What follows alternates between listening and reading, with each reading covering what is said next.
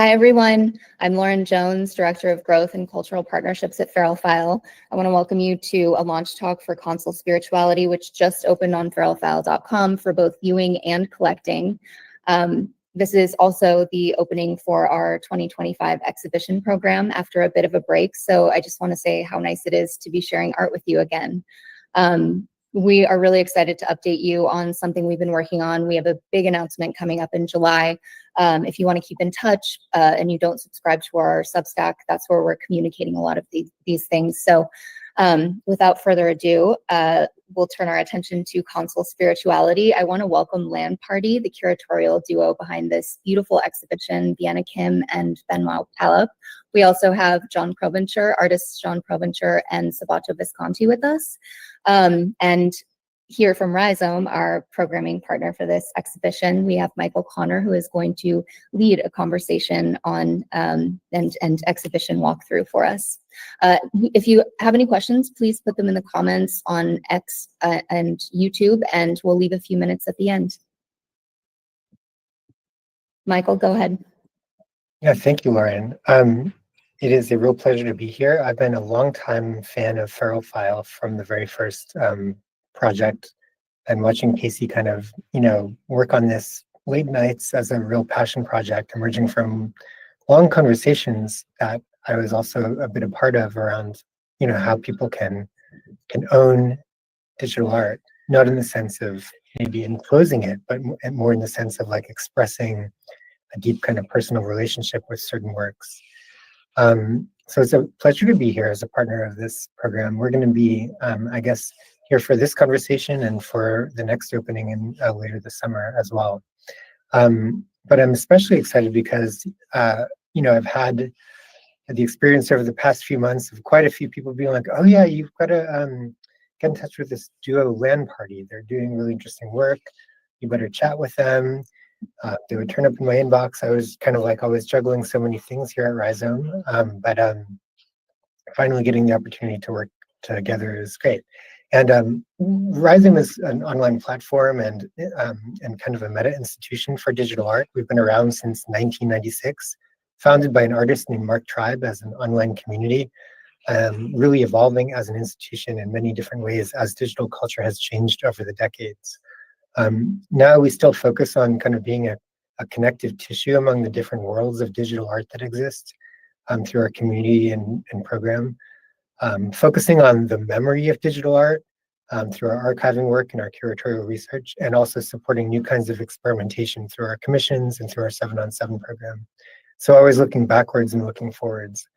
And so this, we have like a deep invested interest in seeing like really good curation in all kinds of digital realms. So it's exciting to be a part of this conversation today. And I thought maybe we could kick things off by just, if I could invite Benoit and Vienna just to introduce yourselves. What is LAN Party, and how did you guys come together and start working together?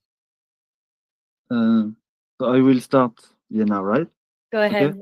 Yeah, so actually, we have we have been working in digital art since many years now, but we met through we was both freelancing for Super Rare 3 years ago, I think it was. Yeah. And we was doing some editorial freelance for Super Rare, and actually we was reading each other's article, and we started to just to talk casually on socials and sending meme and weird stuff, and actually we just realized that we have the same interest in the same aesthetic. We like the same aesthetic. We have the same interest for internet subculture, and even in terms of curation, we like the same theoretical things. And actually at some point I was proposed a curation with ONBD and Super Rare, and I just asked Vienna if she wanted to do together actually, but I mean, it was nothing more, like just like, oh, let's do it together. And so we did it, and actually, like the answer was pretty good, like super good feedback. Like we sold like a few 101, and it was during the beer market, so it was really positive. And so from here, like we just decided to continue like doing things. Like we find a name, and at that time we was really focused on technostalgia. Like so we did a lot of research for 1.5 years, like a lot of editorial. Like we did also like another exhibition with Zora. Like we did a few activation as well. And yeah, I mean, after 1.5 years, like we just decided just to focus, like to change a bit or focus, like still keeping tech nostalgia, but going more like into like a gaming subculture, like because we are also like a gamer, we love video games, but we wanted to explore like a bit more deeply actually, and like with like theory and yeah, these kind of things. And yeah, actually, like this exhibition, it's like a kind of the first chapter, like of this new arc of research. Yeah, and I would add that, as Benoit mentioned, actually a lot of the curatorial work that we do and our kind of approach to curation is very much kind of research and writing based. And it is kind of, yes, partially based on what we like and I suppose our tastes in a way, but what's interesting is that a lot of the times it was very much kind of connected with what we were observing online as well. You know, for the 1.5 years that we were doing the technostalgia arc, we kind of saw this like huge comeback of like pixelated visuals or kind of referencing all the consoles or technologies, and a lot of it is kind of like, why is that happening? And it's something that we were thinking about already, so let's dig in a little bit deeper to that, and then expressing kind of our findings through our writing and research, which has been published across various magazines, but also we also have our own Substack dedicated to this research, and also visually through the exhibitions that we've been curating. Now transitioning into the gaming arc. Obviously, gaming is by no means anything new. People have been gaming for decades, and it's not like there's kind of been a new wave of gaming per se, although after COVID, there was definitely a huge uptick in the number of people, A, playing video games, and also B, engaging with virtual spaces in and of itself, to the point where today there's like 1/3 of the people on the planet playing video games. So this is actually kind of a pretty important moment, I think, for us to dig deeper into why this cultural phenomenon is happening all over the world. In the art world, it's still kind of expressed not as uniformly and not as widely. I know that Rhizome, with the new space opening Canyon, I believe, is going to be exhibiting the worldbuilding exhibition, I think, if I'm not mistaken, which I actually saw in the Centre Pompidou in Metz here in France. So other than these kinds of like few exhibitions that have really dug into this topic, we also kind of wanted to throw in our 2 cents as to how we see artists engaging with the themes of gaming and kind of how this fits into what we're observing in culture kind of more widely at the moment. Yeah, that is a really important shift. And I think, you know, as ever, institutions have been slow to take note in many ways. You know, our partners at Canyon are definitely bringing that exhibition. There's been, you know, a long history of people kind of curating these exhibitions about video gaming, but they're also, like, I also feel like in some ways there's a tendency within, like, for contemporary art to kind of put its gaze on gaming and put it over there as like a subject matter or something. Yeah. I guess, which, you know, in terms of your process, I'm you know, you use the word subculture, and I was just thinking, like, what if we use the word like art movement instead of subculture? You're actually investigating art movements that are taking place online, and they happen faster and with more people, and they go away more quickly than ever before. But these kinds of micro communities that develop an aesthetic system, maybe there's something analogous to, you know, to art movements of the past in that. in some ways, the word subculture doesn't do them justice. I think with this current project, could you talk a little bit about the concept of console spirituality? You started to talk about gaming as a subject matter. What is it about this project that, like, once that touches on this kind of question of the spiritual in relation to technology? In some ways, those two things seem so opposite. Technology is very, in some ways, rational. We have programmable code that runs the same way every time. We have engineered systems that require a lot of precision. How do you get from that to this idea of the spiritual? Yeah, so I think that kind of came, again, kind of from our observations of artists that were actually working with video games, both in terms, in multiple ways. So both in terms of actually hacking and modding video games, in terms of using game engines to create their artworks, and also just kind of taking inspiration from video games more broadly, even if they weren't actually using the technologies that kind of fuel video games. So we were observing the ways that different artists were kind of engaging with the theme of video games. And something that we both kind of realized is that there's actually a lot of contemporary artists at the moment that use video games to actually go beyond this idea of, cold, hard, masculine, hardware, technology, maths, processing, like all of these kind of gender stereotypes that we put onto technology today. A lot of these artists were kind of playing with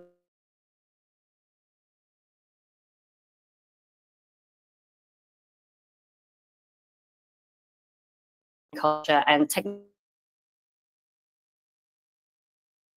at least read a little bit differently or with a different kind of nuance. And when we kind of started seeing these, certain artists working in this way, we also kind of realized that in the act of world building, there is something almost godly about that. When you're creating a world, you almost put yourself in the position of God. What's interesting is with this exhibition and in speaking with artists, some artists even said like, yes, but like, we don't really like that kind of positioning. We prefer to see ourselves as, guiding people through this virtual realm or being stewards of a realm, but we don't necessarily like the idea of playing God. But either way, there's kind of this notion of when you're hands-on creating a world, even a virtual one, there is this almost kind of divine aspect of like bringing something to being from seemingly nothing, just pure imagination, I guess. And there's something, so that's kind of where the seed started for Console Spirituality, but overarching the whole exhibition is very much this kind of idea of transcendence and kind of digging into how we become different versions of ourselves in virtual space, online, in video games, how we can inhabit different personas or personalities, how we can, in some of the works in this exhibition, which I'm sure we'll talk about when we focus on each artist, but a lot of them are kind of almost like a traversal through a virtual realm that can almost be considered quite meditative, or almost feels like a personal journey going through some of these spaces. So it kind of hits on multiple different aspects of spirituality, a spiritual journey, playing God, stewarding a land, and obviously each work kind of speaks to an aspect of this in a different way. But I would say kind of globally, it's kind of very much about this idea of transcending lived reality and accessing a different world in which we can, and transcending to a different world in which we can explore with identity, gender, space, time, etc. Yeah, I think that the idea of like a virtual world of gaming that you're, whether you're building it or even just participating, there is some symmetry between that and the idea of a sacred realm or transcendent kind of realm. Yeah, I mean, transcendence is one of the topic we really want to explore, like transcendence, like in world building, like identity, like all this. So you have these big ideas. Shall we move down to the level of talking specifically about each work?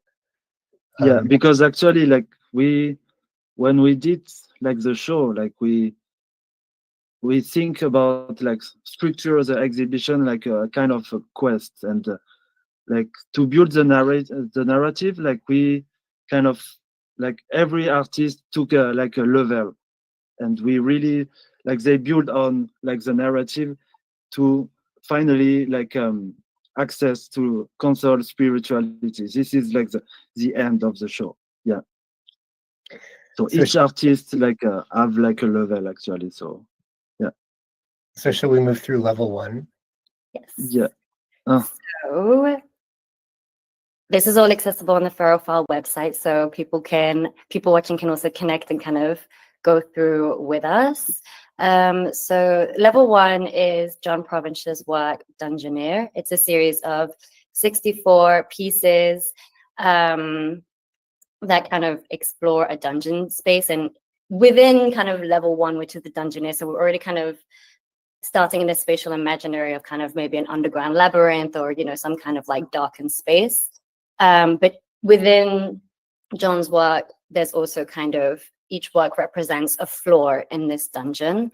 So even within the work itself, you're kind of traversing through each piece as if it was a floor in a dungeon within a video game. So John, I don't know if you kind of want to chip in and kind of speak a bit more about Dungeoneer. Yo, how's it going? Hey. Hey, John. Yeah, I could talk about it.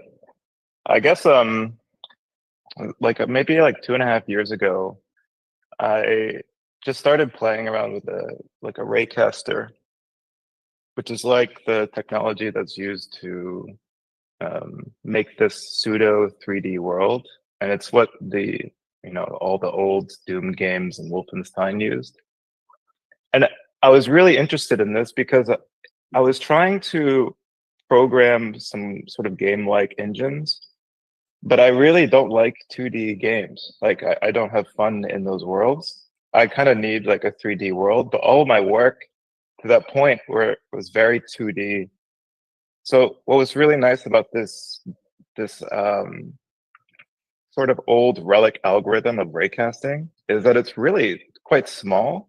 You don't need dependencies. I wrote it all in JavaScript, and it's all on chain, which is really cool. But what it does to 2D images is so fun. So I thought, it could be funny just to have the collector collect like this painting.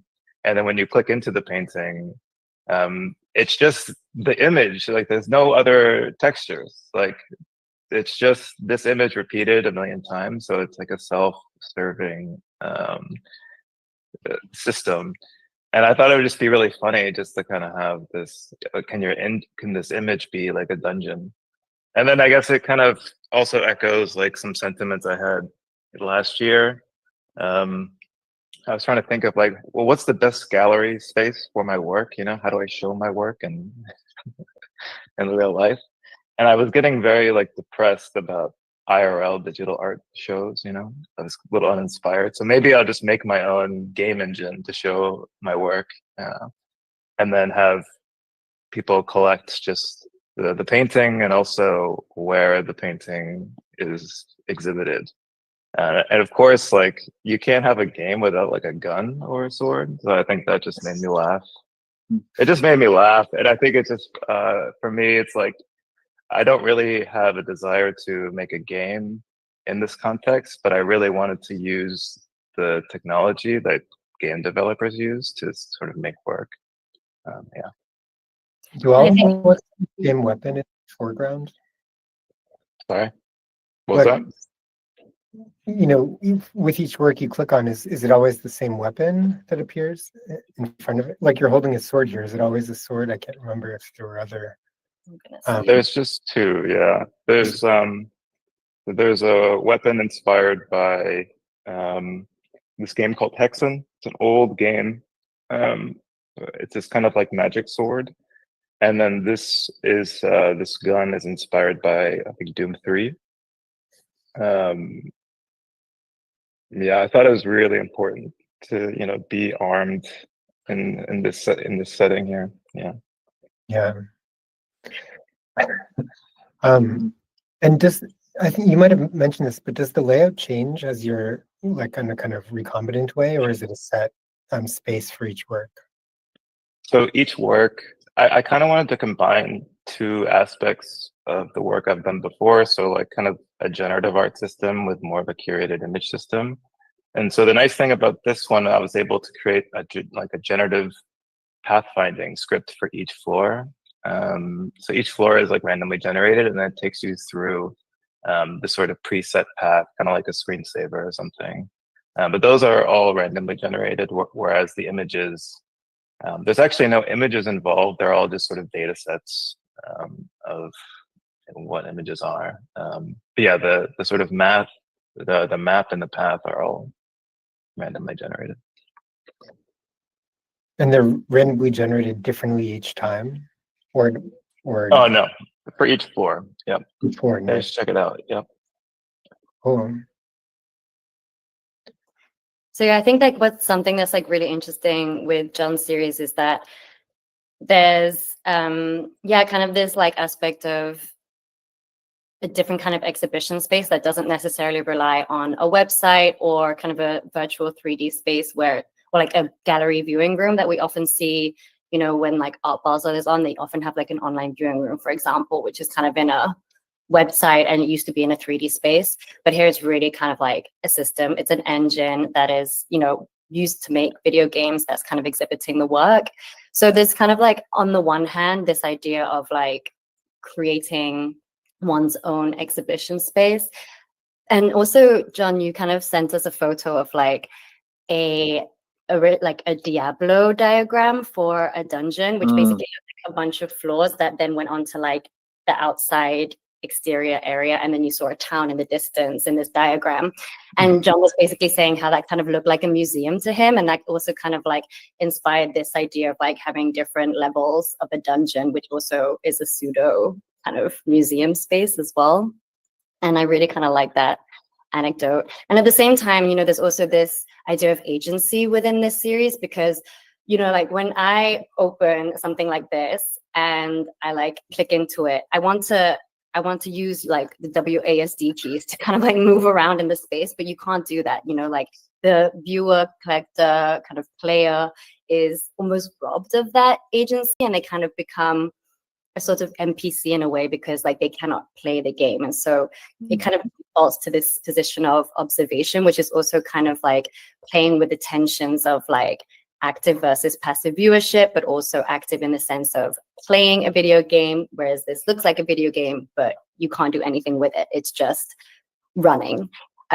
Which also kind of, I think, is interesting in the sense of like, we know that people spend not that much time looking at artworks these days. You know, it's like 30 seconds on average. But there's something really captivating about just kind of letting this program run and spending the time with the works as it's running. Well, it's interesting you brought that up, because that's like the hardest part of this project. Like, I was debating on whether to do this at all, because I don't really like video games mixed with this sort of cryptocurrency world. I think it can be kind of tricky, you know, like monetizing games and stuff like this. And I didn't want it to seem like it's a game that's monetized or something, where if you have agency, then people will want more. If people can move, then they want to shoot, and then they want to collect. And I really wanted this work to be like adjacent to a video game, but not a video game. And as soon as you make them move, it's a video game. Like, so I think I really wanted to steer the work towards more of a screensaver, which was the original like kind of Windows screensaver that I was inspired by. Yeah. But yeah, I have a tough time with agency with this kind of work, because I don't want to demand too much from the people who collect to get the most out of it. I think that I like the ray tracing technique a lot. It reminds me of, you know, there's so many examples of kind of abandoned techniques that were abandoned before their potential was really realized. So just, you know, picking up on like a long-standing video game like way of depicting images is interesting.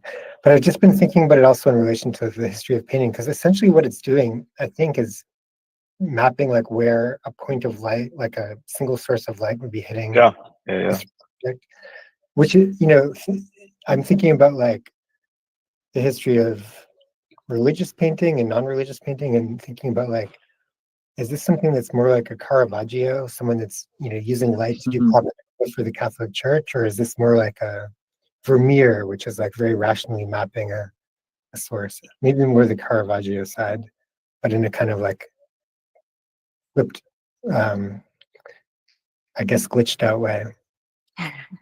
For sure, glitched out, yeah. Yeah, it's cool because it's nice because you can, I mean, for me as the guy who made it, is you can see the images in all these different formats. Like as you get closer, the image sort of like evolves, and you can kind of see the pixels reorient itself based on that source, that viewfinder, getting closer and closer. Yeah. And in Rhizome lore, this kind of approach of like using like a really lo-fi way to make an image would be called dirt style. So this is dirt style Caravaggio. I love dirt style. Yeah, I'm a fan of that terminology. Yeah. Should we move to level 2? Yes. So if we kind of like stick with this, I guess, visual imaginary of like we're going through the levels. So after we kind of surface from the dungeon, we enter kind of this exterior location. This never wants to click back. Hold on, let me reload the page.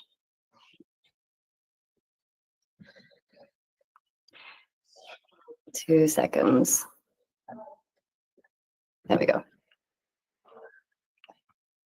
So now we've kind of surfaced from the dungeon and we've entered kind of this mysterious plane area, and we have to navigate the glitch planes, which is where we come to Emi Kusano's series, which is called Data Pilgrims. So this is a series of kind of one-of-one unique pieces. There's 10 of them, and they're AI-assisted digital works that kind of explore this idea of a pilgrimage.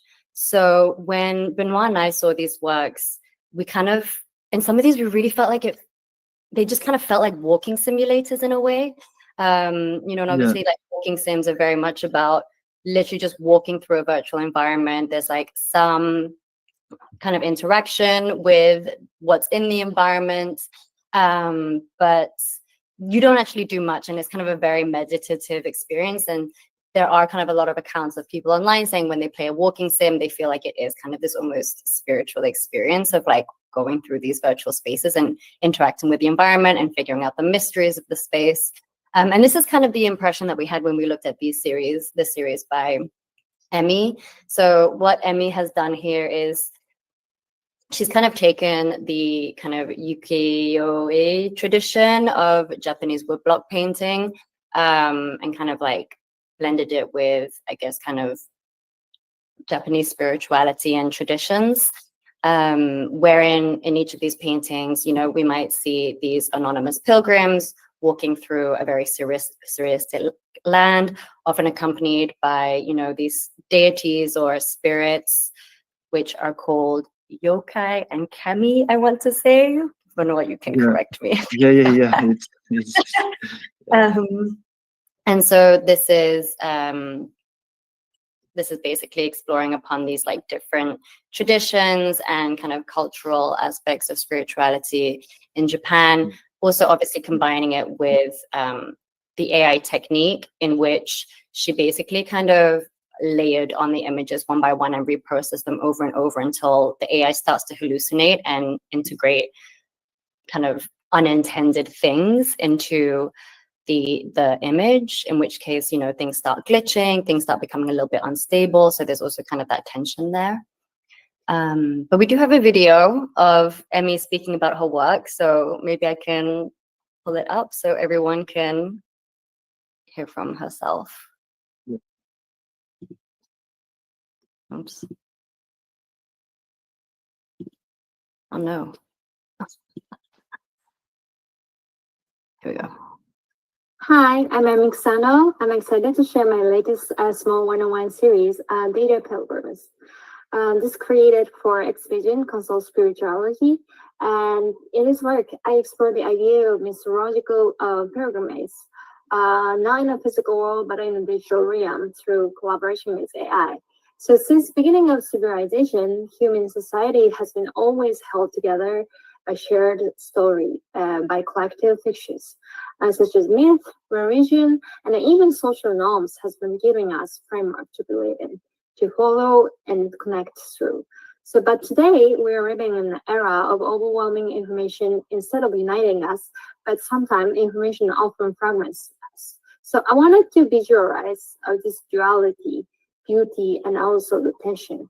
And the data pilgrims, I draw from Japanese mythology, like spirits called kami, and wandering soul, anonymous figures, yokai. And then these elements are rendered through contemporary reinterpretation of ukiyo-e, which is traditional Japanese woodblock prints. Instead of carving or printing, I work with AI such as Comfy UI, Magnific AI, and Stable Diffusions. So the images are created through recursive generation process, an iterative loop where I combine outputs multiple times. So causing the image to hallucinate, the original meaning starts to blur, dissolve, and then remerge as an entire new visual realities. So it's both fascinating and unsettling. So this method allows me to emphasize the duality of nature of AI. So dual nature of AI, it's a potential to create, but a power to distort. So depending on how human we use it, information can be clarified or confused, illuminate, or mislead. So the figure in the series are anonymous digital pilgrims, walking through the fragile, scared virtual, but a beautiful landscape. So it's in these world, prayer become data, and the soul are encoded, and the faith itself are maybe rewritten by algorithm. So thank you so much for experiencing Data Pilgrims. I hope you like it. I'm truly honored to be part of this show. Thank you so much. Bye. Here we go. Oh my gosh, I need to stop opening all these tabs. Oh, I've lost it. Give me 2 seconds. Oh, no worries.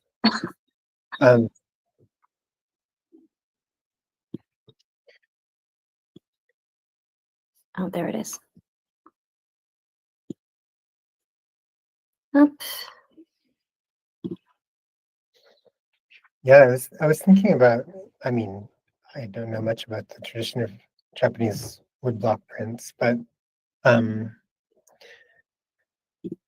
just in a pictorial level, the way that these are organized, through like kind of layered application of different figures. Seems like there might be some interesting like correspondence with how video game images were constructed over time. All right, looks like we have the image back up. Yeah. I have so many questions. It's a shame that she's not here to join us, but yeah, I mean, I think I actually Googled while we were like loading up this website whether the division between the sacred and the profane is also a characteristic in Japanese religious traditions, and the AI that answered gave me a resounding yes. So somehow I think this idea of the virtual as maybe a kind of metaphor for the sacred still like holds up probably well in pictorial traditions that come from that.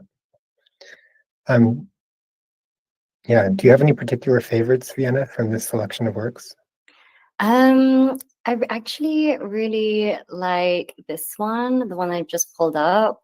I think this is the one where, kind of the yokai figure for me is kind of this shadow in the center, but, they've kind of totally been glitched out and fragmented. So we can't even give it like a recognizable animal or even human form anymore, even though it kind of vaguely resembles a figure. So I thought this was really interesting. For me, it's almost like a yokai that is like natively technological, almost in a way that doesn't resemble any kind of natural creature that we can recognize. And I also really love this one because I don't know why this one for me kind of it kind of feels like if you're playing a walking simulator, you could totally find like a deer or like some kind of similar animal kind of crossing your path during it. And I think this one really feels like I'm almost within it, and like I could be playing it. What about you, Benoit? Yeah, I like the first one. This one? Yeah, this one's great. Yeah, I like that one. Yeah, Yeah, Michael, because what of the cat, maybe. Because of the cat. But yeah, Michael, what you Yeah. were saying about like kind of like this technology being perceived as like, yeah, this kind of, I guess, kind of heavenly or spiritual force. I think what's in like kind of the juxtaposition of like the profane within kind of spiritual traditions.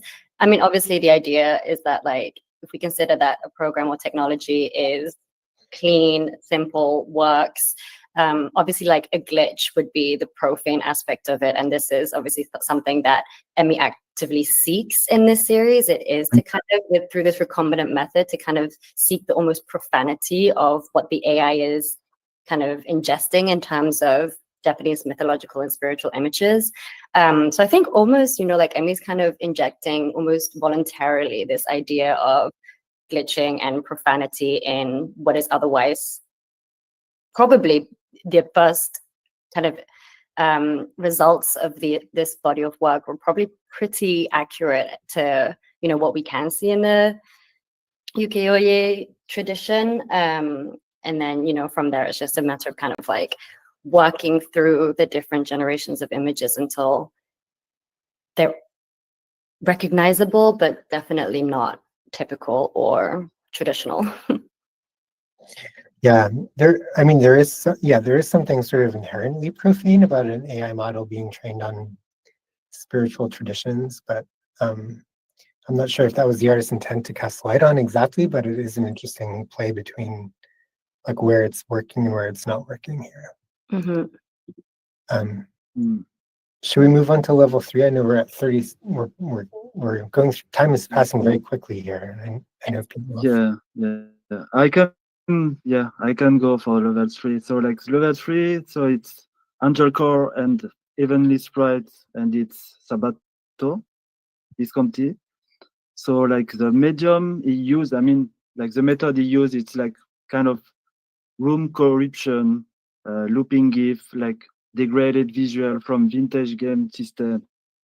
So at this level, so like Angel Core and Evenly Sprites, like it's a pixelated celestial realm, like drawn from visual language of NES, Super Nintendo, and Sega Genesis era games. So Sabato used ROM corruption to glitch this vintage graphic, like breaking them open to reveal something divine. So we can see like Angel appear not as perfect, like glowing messenger, but as broken signal corrupted text boxes and strange flickering sprites. So this work, like they talk about nostalgia and myth, and they place the sacred figure like within pop culture, like a decaying pixel. So like I think like in this kind of work, in this series, like a failure become holy, and the bug like portals. So maybe Sabato, you can explain a bit this theory. Sure. Hi everyone. Thanks so much for having me. It's really it's a real honor to be here and be a part of this exhibition with so many like artists I admire, and working with Vienna and Benoit have been like just wonderful, and just really appreciate the opportunity to be able to like kind of just take some time and explore these like old games. Like I grew up with when I was a little kid, like I had a Nintendo, and then got a Super Nintendo when I was like in elementary school, and then also got a Sega Genesis, and then middle school I got a N64. So I very much grew up with a lot of these games. And also like I grew up in a very like religious Brazilian household. And I bring up Brazilian because Brazilians are very syncretic with like religious beliefs, meaning they like to mix it up, just like different traditions. So like when I was really little, my dad was really into like spiritism and New Age and kind of like the Afro yeah, for religions that are common in Brazil. Then like when I was maybe like 8 or 9, he like had like a born again Jesus moment. So I got kind of really stuck going to a lot of like really Christian, like evangelical kind of things. And then as I became a teenager, he moved, he like started like uncovering like, you know, our like family and our ancestry's like Jewish roots. And so next thing you knew, we were like really Jewish. I was like bar mitzvah and like, you know, so I've lived through a lot of kind of like, you know, just a few sort of like religious traditions, just like on an extreme sort of like way. And now I'm agnostic. I don't care about any of that, but I do like to kind of like explore like the aesthetics and the themes and like the stories that emerge out of that. So, you know, like the idea of just being able to kind of trace these histories using video games was just really interesting to me. Also, like I do love angels. Like I think like it's kind of like a recurring motif. Like, you know, I'm a big fan of Paul Clay's The Angel of History. You know, having like, you know, this goes to like I'm kind of like a poli-sci nerd, love theory and that kind of thing. So, you know, the Walter Benjamin connection, and like his influence in terms of just like looking at like spiritual signs and like signifiers, and seeing kind of like maybe revolutionary or transcendent like aspects to those, you know, to those elements, I think has been like kind of influential in my own exploration of games. But yeah, this series, so I wanted to focus more on the older kind of like the systems I had, Nintendo, Sega, and Super Nintendo, and I kind of just did some research, like what are the angels in those games? Because, you know, from what I remember, like I remember ActRaiser 1 and 2, like those had angels, but you don't really see that many angels in early games. I think part of the reason is that like a lot of these games were developed in Japan, and angels don't quite fall into the iconography of Japanese religion and spirituality. So, which makes it interesting because a lot of the games that do use angels, they use them in kind of like a very like mythological, like pastiche of traditions. So like the early NES games, like right now on the screen, this is like the only game that wasn't like made in Japan, or this was developed in the US. This is called Spiritual Warfare, and this was actually developed by a Christian developer. And so they made like Bible games that were only sold in like Christian bookstores and like kind of like Christian conferences and stuff. And this game was fast. They have a whole series, right? Like, you know, there's one you play as like Moses or like Noah's, you know, you have to like get the animals in the ark. There's one where it's like David and Goliath. They have like several kind of like Bible stories, but I kind of like this one because this one isn't a specific Bible story. It's like you're like this person in the world, and you have to like get like the spiritual armor, which is a passage from the New Testament that Christians love. And so they kind of built it in this game, and you like, you know, you journey around and you like encounter these angels, and they give you like armor, or they like give you like power ups, and then you use those power ups to kind of like fight the thugs and like the, you know, unsavory human elements that are like in the world, and you like convert them. You know, you like throw this thing at them, and then they like, I guess they like become converted. There's a few like demons that are floating around, and like dogs, like very vicious dogs. So I kind of like that there was this more just like contemporary Christian sort of like mentality to this game. What's interesting about this game compared to every other game too, and this is something just about like how Christians saw video games in the 80s and 90s, was that there were like parts where the game just stops and you have to answer questions about the Bible. That's kind of like a quiz. And so like every Christian game has this element where it's like you can't just play a game and enjoy it, because that can lead to sin. Like there's that like, you know, capitalism and the Puritan ethic going on there, where like if you're playing a game, you have to like be working, you know, you have to be putting in like the work in terms of like Bible study, or like, you know, it has to have some like intrinsic value beyond you just like playing a game. So there's always these quizzes that are kind of like littered throughout that spiritual warfare game. This one on the screen is a Sega game. It's called Wings of War. It also has a Japanese name, which I don't remember and I'm going to mispronounce, so I don't want to say it. But this one is like the example of the pastiche I was talking about, because, you know, if you look at the manual, the kind of the backstory is that like, you know, there's like this planet of like angel men who are like really powerful and hot, but then like there's like these like, you know, these like aliens or, you know, these evil creatures invade, and so you have to like fight them. So there's kind of like this good versus evil mythology, but it's not like placed in within any religious tradition. it's like a mix of kind of like Christian elements of angels mixed with maybe like some like Greek elements as well from like Greek mythology. And I think those pastiches are kind of really interesting. And so my idea with this whole series was to kind of find these characters, find these moments, looking very much at kind of like sprite movement, like game gestures, like mechanics that aren't necessarily the gameplay, but kind of like in between gameplay. Because I feel those moments are really great for glitch. Like with the ROM corruption, which is basically like I'm injecting bytes into these game files. And because like these games were made 30 years ago, these files are really small compared to games we play nowadays. So, these are like a few megabytes, right? And the games like, are like, GTA 6 is probably like a terabyte large. So that's like so many orders of magnitude. But for a glitch artist, that like works really well because the game's being small. You can actually like kind of litter a lot of glitches and kind of create corruptions in like interesting way through the mechanics and through kind of like the gameplay elements, the sprites. And so what I was doing was I was, taking these games, finding these moments, and then glitching them, and then seeing like kind of how they unfolded, how the gameplay unfolded, and then I would record these kind of like your game performances. So I would record these game performances and look for moments that can loop. I really like the looping GIF, and I think the looping GIF like has like I don't know, there's like a spirituality to a looping GIF in the sense that it's like constantly like like eternal recurrence. So I like those narratives, and I feel like it works really well with the sort of like angelic, this angelic theme of just like getting these angels from different traditions, like Greek traditions, like Christian traditions. And it's interesting because even like our Christian traditions of angels, like they watch over you, that they are like, that they like, some of them like wanted to sleep with women and then create demons. Like that all actually comes from like non-canonical biblical sources. A lot of that comes from like the Book of Enoch and sort of like the Semitic religious traditions that were like polytheistic, that weren't kind of what we think of today as Judeo-Christianity or even Islam.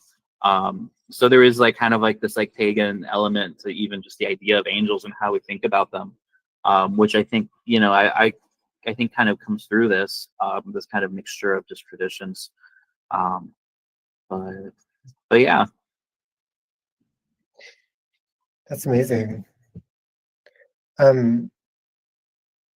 Wait, so I'm actually, can you talk a little about the balance between how much is like just casting light or illuminating something that's already in the game versus manipulation, I guess? I know you talked about it a bit, but yeah, how like obviously you can see that there's like flickering lights that are probably not in the game in many of these, but were you trying to like draw out like something that was in the game through the intervention, or was it yeah, I would say it is about drawing out. It's about kind of like finding moments in the game. In this case, I was specifically looking for angels. And like, for example, ActRaiser 2, it's mostly like a platformer or like fighting game. And there's like the main angel character who's going to show up in a minute. But besides the main fighting guy, like there isn't a lot of angelic kind of moments in the game, right? So, the kind of in between scenes where he's going from world to world has these like side angel characters that show up just for a minute. So I found them like really kind of fascinating, and the sprites were beautiful in and of themselves. So that's kind of what I was like, I want to focus on these angels, get these angels to kind of like have a moment where they're like, not just like an NPC or, like a tool for the gameplay, but they kind of can just be like, angel and do their angel thing, flap around, or I don't know, kind of like do their angel thing. Yeah. I like the comment you made about the infinitude of GIF. Thank you. Yeah. Yeah, and that last one, like I was able to, this is from the opening cutscene, and the fact that I was able to get that to loop almost perfectly is like, I'm really proud of that, because I did not think I was gonna get that scene to like do anything that cool, but the glitch guys were really kind to me. And like, there's that element, because like there isn't like, although I know like, kind of like where to like input like extra bits into these like ROM files, there's a big element of that is just like serendipity and chance. like I'm pretty much putting in random numbers. Like a lot of times I put in like angel numbers, which is like, 777, 333, like those kinds of like numerological, like significant numbers to see what happens. But most of the glitches do come out of like really kind of random inputs. But there's that element where it's like maybe not quite fortune telling, but it's like there's that moment of revelation, which I think kind of like ties into like spirituality. I think just a lot of people use spirituality as a way of like, fortune telling, revelation, like guidance for like small day-to-day moments and like bigger life decisions, that kind of thing. So I think creating these glitches has that element, because I'm not necessarily, I don't know what I'm going to get. Like, you put a 4 in certain intervals, you get one, kind of like glitch effect, but then you change that to a 5, like it can be totally different. Like there isn't necessarily a logic to how these glitches happen. Like there is, like, obviously, because it's, coded and deterministic, but, to us, to me as the artist who like isn't necessarily a coder and just kind of doing these things, like feeling it intuitively, like there's that element. Amazing. Yeah, this is a great project. I love the aesthetic and the story around it, and really drawing out some rich histories that are hidden in these interstitial spaces here. Yeah. Thank you. I appreciate that. And it's something, there's so many games, like there's like what is it? I do like Kid Icarus, and then that game like became like 20 years later they brought back that character through Smash Brothers, and then they brought back that game. So I think there's like potential to kind of expand the series to more recent games. Look at demons too, because demons are kind of like part of that pantheon of like spiritual beings. So yeah, I can definitely see this project living on. Yeah, me too. Yeah. Cool. Should we look at level 4? Yes, so we have traversed the kind of glitched celestial realm, which is angel cores and heavenly sprites, and now we are moving into what Benoit and I have kind of dubbed the fractal plane, and this is kind of where we meet the works of Keiken and Gabriel Massan. So this is a collaborative work that they actually made together back in 2022. It was commissioned by the Photographers Gallery in London, and was kind of a public art project where they essentially made posters of these various kind of deities. So we've got 2 of them included in the exhibition here that are available as editions of 32 each. And essentially these were printed out as posters and kind of pasted outside the Photographers Gallery in London. The initial work was an AR experience, so there was kind of a QR code on the printed versions that people could scan, and it would kind of also, there would be an Instagram filter that people could use. So it was initially a public art program, and for the first time, they're becoming available for sale in Console Spirituality. So I really love this body of work. I mean, I love all the works, but I think what's really interesting about Morphogenic Angels, which is the name of the overall series, is that we kind of encounter almost what I consider to be these spiritual beings when there is no more idea of heaven, hell, earth, and there's just kind of pure existence. Each of these characters are kind of accompanied with a slogan. So we have Morphogenic Angels, which is kind of the title of this series as well, in which we meet this character, which, hold on, I need to see it because I'm going to pronounce it horribly. So this is Uxme, I want to say. I'm not sure how it's pronounced, but Uxme. I know who I am, although I have forgotten who I am. So each of these characters have a name. They're associated with a sentiment. Here, Uxme is an elderly woman figure who remembers who she is, but is kind of really trying to hold on to her essence. So within this realm, the way I kind of see it is that, I think in the form of these characters as well, they're not totally solid. They kind of seem a little bit viscous or liquid, very ethereal, kind of glitched out as well. but they're always kind of in this liminal space of consciousness and recognizing and all of these kinds of more nuanced emotions.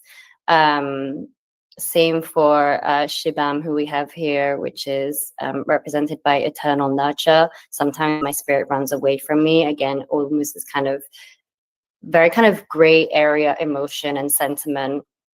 And essentially what's interesting about the way that the artists approach this particular series is that because it was a public art project where these were posters that were exhibited on the streets of London, they kind of took inspiration from the aesthetic of video game ads, you know, kind of the initial figures have very dynamic poses, for example, accompanied by some kind of, you know, marketing slogan, which in this case has been almost kind of subverted to convey messages of care and nurture and a lot more kind of nuanced emotions rather than, you know, just purely selling something. So really kind of playing, you know, this was initially exhibited like not far away from Oxford Street, which, you know, if people have been to London, is the shopping street. So really playing on the initial positioning of where this work was exhibited and also kind of trying to subvert this kind of very commercial messaging of the video game industry and instead kind of sneaking in messages, essentially just to care for one another and be more considerate of these more nuanced and gray area emotions that each of us hold within us. So yeah, for morphogenic angels. Maybe I can pull these up so we can see them better. Amazing. Since we have a few of the artists here, I wonder, you know, we're just about at time, but maybe we can, do you guys have questions for each other about the works you saw? There's a lot of like points of crossover, but also 4 very distinct practices too. Distinct ways of making an image, distinct relationships with what an angel might mean or what religion might be or what the sacred might be and how it's represented in the world of video games and the virtual. Yeah. There's no way to get audience questions here, right? We're sealed off in our own booth. So Chris Coleman had a question. Forgive me if this ended up being answered because I was on DMs, but he was wondering about the path in, I'm sure this must be Dungeoneer, that the path eventually ends and we go back to the image. Will it ever restart the level or do we have to click again for John Provencher? You can click again, I believe. Hold on, Yeah. let's go into it. Yeah. So yeah, essentially I can play another version as we answer the question. But yeah, essentially once you've kind of clicked into an experience, oh, I think this one might be a bit long. Maybe I think this one's a bit shorter. Essentially, we see the Dungeoneer title, we can click into it, and then once it stops and comes back to the original image, you can click into it again, and it kind of restarts the whole experience. As John mentioned earlier, even though each map, which we can see the map in the corner here, each map is generative, so they were kind of, I guess, created manually, but once they have been assigned to one of the paintings, the pathway is fixed, and so every time you rewatch the run, essentially, it's going through the exact same pathway as the first one you saw and for all the others that you will see.